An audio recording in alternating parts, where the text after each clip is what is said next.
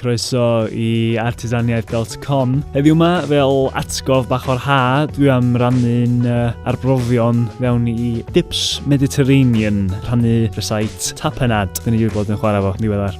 So, mae'n dipyn go lew o stwff, ond ddim lot o brains i wneud o. Dyn ni am fod angen olives, sun-dried tomatoes, vinegar a bach o seasoning, garlic a lemon, awla, joch o olew o lewydd de, o bod dim arall.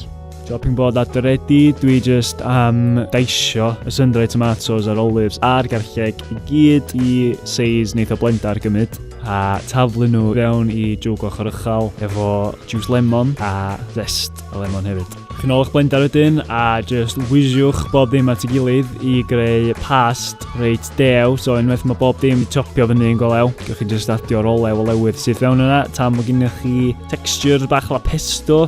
A dyna ni, really, just jariwch o fyny a dip di wneud mewn llai na 10 munud, mae'n siŵr. Cynhwysion bach yn posh.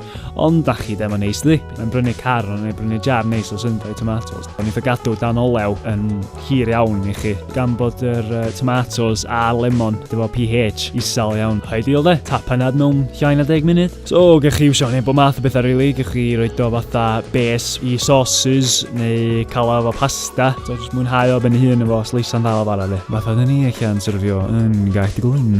Pe bynnag dych chi'n neud o, digon o shameless plugs. Gethyn dwi efo artisaniaeth.com ar ran Gaeth y Glyn. Diolch am watchad a welwch chi tro nesa.